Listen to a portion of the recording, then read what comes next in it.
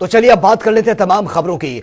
प्रतापगढ़ की POCSO court ने ऐतिहासिक फैसला सुनाते हुए सामूहिक दुष्कर्म के 2 आरोपियों को फांसी की सजा सुनाई है। तो वहीं दुष्कर्म में संलिप्त तीसरे आरोपी को नाबालिग होने के नाते फांसी से रियायत मिली है। आपको बता दें कि नवाबगंज के तीनों आरोपियों ने 14 साल की किशोरी को रेलवे ट्रैक पर ले जाकर सामूहिक दुष्कर्म जैसे जघन्य अपराध को अंजाम दिया था, जिसमें आंख फोड़ने के साथ ही सिर से पैर तक गंभीर चोटें और घटना को रेयरेस्ट मानते हुए जनपद के विशेष न्यायाधीश पंकज कुमार श्रीवास्तव की विशेष अदालत ने घटना को अंजाम देने वाले 3 में से 2 आरोपियों को फांसी की सजा सुनाई है। साथ ही 50,000 का अर्थदंड भी लगाया और मामले में कुल 11 गवाहों को पेश किया गया। बीती 15 तारीख को मामले में अंतिम बहस हुई थी। एक घटना 27/12/2021 की थी, जिसका प्रथम सूचना रिपोर्ट 30/12/2021 को जो है पंजीकृत हुई थी। और इसमें एक लड़की जो है नाबालिग जो थी, थाना नवाबगंज अंदर क्षेत्र में आती है, उसको ले जाकर के रेलवे ट्रैक पर 3 अभियुक्त अमन उर्फ कासिम और रिजवान और खलीम उर्फ खड़बड़, तीनों लोग जो है इसको ले जाकर के इसके साथ रेप किए और इसको वहाँ पर बुरी तरह मारा, क्रूरतम तरीके से मारा और ये वहीं पर बेहोश हो गई। जहाँ से इसको गांव वालों की मदद से इसको CSC काला कांकर लाया गया, वहाँ से रिफ़र करके इसको मेडिकल कॉलेज इलाहाबाद ले जाया गया, जहाँ पे 5 दिन ये बेहोश रही। जब ये होश में आई तब इसने बताया कि मेरे साथ इन तीनों लोगों ने इस तरह से क्रूरतम घटना की है। और इस घटना के बाद जो है पुलिस ने इनके खिलाफ फिर इन्वेस्टिगेशन शुरू किया और जिसमें इनके खिलाफ आरोप पत्र माननीय न्यायालय में प्रेषित किया। 7/5/2022 को आरोप पत्र विरचित किया गया इन तीनों के खिलाफ और 6 माह में कुल 11 गवाहियां हुई साक्षियों की। और उसके बाद इसमें मृत्युदंड दोनों को विरलतम केस मानते हुए, चूंकि बहुत ही क्रूरतम घटना थी, और दोनों को फांसी की सजा सुनाई गई और दोनों को अलग अलग 50,000 रुपए का अर्थदंड आरोपित किया गया। और वहीं ज्ञानव्यापी परिसर में सर्वे की कार्रवाई के दौरान मिले कथित शिवलिंग की कार्बन डेटिंग की मांग खारिज होने के बाद वादी राखी सिंह सहित सभी 5 महिलाओं ने एक बार फिर से सर्वे की मांग की है और इस संबंध में 17 मई को दिए गए प्रार्थना पत्र को अदालत के सामने भी रखा गया। ज्ञानव्यापी परिसर में तहखाने और तोड़कर मलबे को हटाकर कमीशन की कार्रवाई आगे बढ़ाने की मांग पर यह सुनवाई हुई है। कोर्ट ने हिंदू पक्ष को आपत्ति दाखिल करने के लिए 11 नवंबर की तारीख दी है। अगली सुनवाई हिंदू पक्ष आपत्ति दाखिल करेगा। एप्लीकेशन दी थी कि जो दीवार है उसको हटा के नीचे उसको हटाया जाए, आर्टिफिशियल वॉल्स हैं, और वहाँ पे कमीशन करने की इजाज़त दी जाए। उस मामले में आज मुस्लिम पक्ष का आपत्ति आ गई है और उसका प्रत्युत्तर देने का हमें समय दिया गया है और अब इस मामले की अगली सुनवाई 11 नवंबर को निर्धारित की गई। जी देखिए, हमने जो मांग की थी, जो आर्टिफिशियल वॉल्स हैं उसको हटाने की मांग की है। हम सबको पता है कि ऑनरेबल डिस्ट्रिक्ट जज साहब 14 अक्टूबर को एक व्यू ले चुके हैं जिसमें उन्होंने कहा है कि पूरा एरिया संरक्षित हो और उस ऑर्डर के खिलाफ उसको हम हायर कोर्ट्स में चुनौती देने जा रहे हैं। ये मैंने पहले ही डिक्लेयर किया था और वो प्रक्रिया भी चालू है। साथ ही साथ सुप्रीम कोर्ट में इस मामले की सुनवाई 10 नवंबर को निर्धारित है, जिसमें जो सीलिंग का ऑर्डर है उसको एक्सटेंड करने की बात कही गई है। तो अभी आगे आने वाले समय में सुप्रीम कोर्ट के सामने जो हियरिंग है 10 नवंबर को, वो बहुत महत्वपूर्ण है और उसके बाद ही इस मामले की आगे की जो स्थिति है वो क्लियर होगी। और वहीं केंद्रीय कारागार फतेहगढ़ में बंद सपा के पूर्व सांसद और जनपद आजमगढ़ से सपा बाहुबली विधायक रमाकांत यादव से मिलने पहुंचे हैं। बदायूं के पूर्व सपा सांसद व मुलायम परिवार के सदस्य धर्मेंद्र यादव ने योगी सरकार पर जमकर निशाना साधा। उन्होंने कहा कि यूपी के भीतर अपराध केवल सत्ता के संरक्षण में हो रहा है। धर्मेंद्र यादव ने यह भी कहा कि जेल में बंद सपा के पूर्व सांसद रमाकांत यादव को गलत तरीके से जेल भेजा गया। 2001 के मुकदमे में दोबारा जांच कर धाराएं बढ़ाकर उन्हें जेल में बंद किया गया। ना मेडिकल रिपोर्ट है और ना ही वादी है और ना ही कोई चोट। उसके बाद भी 307 की धारा बढ़ाकर यह कार्रवाई की गई है। हालांकि कोई ऐसे जेल प्रशासन की बात नहीं, लेकिन जो मुकदमे हैं वो जरूर उनके साथ गलत तरीके से लगाए हुए मुकदमे हैं। जो केस कभी 2001 में जिन चीज़ों में जमानत हुई, दोबारा उन्हीं की जांच करके धाराएं बढ़ा देना और यहाँ तक कि बिना किसी इंजरी के, बिना किसी वादी के, बिना किसी मुलजिम के, बिना किसी मेडिकल रिपोर्ट के 307 जैसी धारा बढ़ा देना, ये मैं समझता हूँ उत्तर प्रदेश के अंदर भारतीय जनता पार्टी लोगों ने अभियान चला रखा है समाजवादी पार्टी के साथियों के खिलाफ। मैं कल गया था झांसी में, वहाँ दीपक जी के खिलाफ, कैराना की बात करें तो विधायक हमारे नायद भाई के खिलाफ, आजम साहब के साथ क्या हो रहा है पूरा देश देख रहा है। कल चौधरी जेंस जी ने आवाज़ उठाई कि जहां आजम साहब की 24 घंटे भी इंतजार नहीं किया स्पीकर साहब ने, वहीं कुछ लोगों के महीनों पहले वही सेम फैसले आके उस पर स्पीकर साहब संज्ञान नहीं ले रहे हैं। और लखनऊ 3 दिवसीय एमएसएमई उद्यमी महासम्मेलन का आयोजन आज से शुरू हो गया है। 4 नवंबर तक आईजीपी में उद्यमी महासम्मेलन ये किया जाना है। इसमें मुख्यमंत्री योगी आदित्यनाथ के साथ ही केंद्रीय राज्य मंत्री और साथ ही आपको ये भी बता दें कि दोनों डिप्टी सीएम भी इसमें शामिल होंगे और क्षेत्र की 15,000 इकाइयां राष्ट्रीय स्तर के संस्थान इसमें भाग ले रहे हैं। उत्तर प्रदेश की अर्थव्यवस्था को ट्रिलियन में ले जाने की कोशिश और कृषि क्षेत्र में नए आयाम स्थापित करने के लिए इस आयोजन को महत्वपूर्ण माना जा रहा है। उत्तर प्रदेश की राजधानी लखनऊ में एक बड़ा आयोजन किया गया है। यह आयोजन है एमएसएमई यानी कि माइक्रो इंडस्ट्रीज से रिलेटेड ये कार्यक्रम किया जा रहा है और खास बात है कि इसमें मुख्यमंत्री योगी आदित्यनाथ चीफ गेस्ट हैं और इसके अलावा केंद्रीय राज्य मंत्री भानु प्रताप सिंह, कैबिनेट के जो मंत्री हैं उत्तर प्रदेश में राकेश सचान, राज्य मंत्री दिनेश प्रताप सिंह जैसे कई लोग यहाँ शामिल होंगे। केशव प्रसाद मौर्य भी इस कार्यक्रम का हिस्सा होंगे। खास बात है कि ये कृषि आधारित एमएसएमई का कार्यक्रम है और इसमें पैकेजिंग और डिस्ट्रीब्यूशन को लेकर यहाँ पर एक आधारशिला रखी जा रही है, एक कार्य योजना तैयार हो रही है। कई बड़ी बड़ी कंपनीज ने भी इसमें हिस्सा लिया है और खास बात है कि आगे किस तरह से कृषि से आधारित जो सामग्री है या भी जो प्रोडक्ट होते हैं उनको कैसे आगे बढ़ाया जाए, कैसे अन्य देशों में जो अमीर देश हैं जहां पर खपत ज्यादा है ऐसे देशों तक कैसे पहुंचाया जाए, इसकी एक रणनीति तैयार हो रही है और आगे की एक कार्य योजना भी तैयार हो रही है। तो फिलहाल कृषि क्षेत्र में इस आयोजन को बड़ा माना जा रहा है और आने वाले समय में इस तरह के आयोजन से कहीं ना कहीं कृषि क्षेत्र में एक बड़ा बदलाव जरूर देखने को मिलेगा। कैमरा पर्सन शिवम के साथ नखुल किदवई, जनता टीवी, लखनऊ।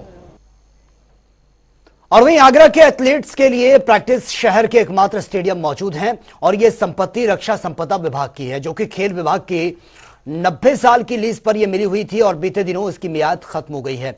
अब खिलाड़ियों के लिए शहर के एकमात्र स्टेडियम पर भारत सरकार के रक्षा संपदा विभाग ने भी ताला इसमें लग सकता है। क्षेत्रीय क्रीड़ा अधिकारी ने रक्षा मंत्रालय को इस संबंध में बाकायदा पत्र भी दिया है। अब देखना यह होगा कि रक्षा संपदा विभाग शहर के एकमात्र स्टेडियम के लीज को आगे बढ़ाता है या फिर स्टेडियम पर ताला जड़ता है। वहीं जब हमारे संवाददाता ने आगरा के खेल निदेशक आरपी सिंह से खास बातचीत की है, क्या कुछ उन्होंने कहा वो सुन लेते हैं। उत्तर प्रदेश सरकार लगातार खेलों को बढ़ावा देने के लिए और खिलाड़ियों को प्रोत्साहित करने के लिए तमाम कदम उठाती है और इसी कड़ी के अंदर आगरा के कई खिलाड़ियों को अर्जुन पुरस्कार भी मिले हैं और तमाम ऐसे खिलाड़ी आगरा से दिए हैं जो विश्व पटल पर पहुंचे। हमारे साथ हैं उत्तर प्रदेश के निदेशक आरपी सिंह, वो खुद एक इंटरनेशनल खिलाड़ी हैं। उनसे जानेंगे आखिरकार क्या कारण इतने बड़े हो गए कि आगरा के एकमात्र स्टेडियम पे ताला जमने की नौबत आ गई है। हमारे साथ हैं एक्सक्लूसिव बातचीत। सर, आगरा में स्टेडियम एकमात्र स्टेडियम है सर, और दूसरी इंटरनेशनल के लिए काफ़ी टाइम से बात चल रही है, नहीं हो पा रहा है और ताला जमने की नौबत आ गई सर। नहीं, ताला लगने की कोई नौबत नहीं है।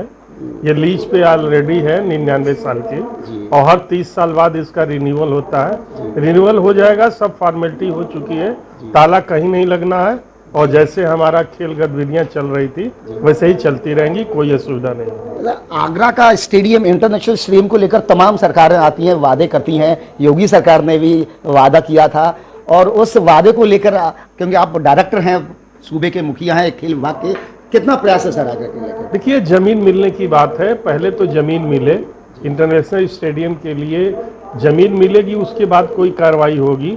तो जमीन जब देखिए अगर मिलता है तो फिर भविष्य में कुछ स्टेडियम नव निर्माण की बात चलेगी। एक जैम के माध्यम से खिलाड़ियों को और कोचेस को अपॉइंट किया जा रहा है, बहुत बड़ा विवाद भी हुआ इसको लेकर, आप कितना उचित मानते हैं सर इसको? देखिए, वो जो है वो सरकार का नियम है, पूरे देश का नियम है और हर व्यक्ति को जो नियम कानून है जो सरकार शासन समय समय पे बनाता है उसको मानना मनवाना हमारा कर्तव्य है। तो इसको जबरदस्ती, जबकि कोचेज को उसमें कोई नुकसान नहीं था, पैसे से कोई नुकसान नहीं था, जितना पैसा पहले मिलता था उतने ही पैसे अभी भी मिलने हैं। ये था कि डायरेक्टर से न लेके आउटसोर्सिंग के माध्यम से था, बाकी उसमें कोई पैसे को लेके कोई प्रॉब्लम नहीं थी। लेकिन कुछ लोग गलतफहमी हो गई, इसलिए कुछ लोगों ने समस्याएं पैदा की और बहुत से लोग काम कर रहे हैं। अच्छा, बड़ा सवाल, बहुत कड़ा सवाल आपसे पूछूंगा मैं। कि आपके ऊपर आरोप लग रहे हैं कि आपने खेल को खत्म कर दिया है, उत्तर प्रदेश खेल को खत्म कर दिया, लगा तमाम संघ आपके ऊपर आरोप लगाते रहे, क्या कहेंगे इसको लेकर सर? बता दें कौन सा खेल संघ ने लगाया है, किसी का नाम बताएं। जी। अब हो सकता है मेरी जानकारी में तो ऐसा नहीं है, हम लोगों ने तो खेल को बढ़ावा देने के लिए ही काम कर रहे हैं, और बाकी आपकी अगर जानकारी में होगी तो मुझे जरूर बताइएगा। सर क्योंकि खिलाड़ी जमीन से निकलता है और बड़ी शिकायतें आती हैं कि जमीन से निकलने वाले खिलाड़ियों के साथ में पक्षपात होता है, उनको आगे नहीं बढ़ने दिया जाता है, क्योंकि योगी सरकार खिलाड़ियों के लिए बहुत काम कर रही है, तो इसके लिए सर कुछ नहीं, ऐसा कुछ नहीं है। जो कुछ नहीं कर सकता वो दूसरे की शिकायत कर सकता है, और ये सब शिकायतें निराधार होती हैं। एक भी अगर किसी के साथ पक्षपात हो रहा हो, कोई आपके पास साक्ष्य हो तो मेरे पास जरूर लेके आइए। अब पहले कभी उत्तर प्रदेश में राज्य ओलंपिक के नाम से खेल हुआ करते, जैसे राष्ट्रीय ओलंपिक राष्ट्रीय खेल होते हैं, इसको लेकर कोई सर कार्रवाई? अब ये तो जो राज्य खेल होते थे, ओलंपिक खेल होते थे, ये तो खेल संघों से आपको बात करनी पड़ेगी कि ओलंपिक संघ क्यों नहीं करा रहा है। अगर ओलंपिक संघ करेगा तो खेल विभाग पूरा सहयोग देगा। लेकिन खेल विभाग की भी जिम्मेदारी बनती है कि ऐसे आयोजन कराए सर, सरकार की नहीं, सरकार तो अपना आयोजन करा ही रही है। जो भी हो रहा है वो खेल विभाग ही करा रहा है, जो दिख रहा है आपको खेल विभाग के ही स्टेडियमों में दिख रहा है। जिस दिन खेल विभाग नहीं करेगा उस दिन आपको खेल नहीं दिखेगा। तो कह सकते हैं कि आगरा का एकल स्टेडियम में ताला नहीं जड़ेगा? नहीं, कहीं ताला नहीं जड़ना है, ये मुझे लगता है कि आप लोगों। अयोध्या की 14 कोसी परिक्रमा कल देर रात से ये शुरू हो गई थी। परिक्रमा का मुहूर्त मंगलवार रात 12:48 से था, लेकिन मुहूर्त से पहले ही रात 10:30 बजे ही आस्था के पथ पर लाखों पग निकल पड़े हैं। परिक्रमा पथ पर गूंज रहे जय श्री राम और सीताराम के स्वर ध्वनिवत हो रहे थे। फिलहाल परिक्रमा करने वाले श्रद्धालुओं की भीड़ कम होने लगी है। जिला प्रशासन ने दावा किया है कि 40 से 41 लाख लोगों ने परिक्रमा में हिस्सा लिया है, और इस बात की जानकारी जिला प्रशासन ने प्रेस नोट जारी करते हुए दी है। प्रशासन की माने तो अयोध्या में परिक्रमा करने आए श्रद्धालुओं का रिकॉर्ड टूट गया है।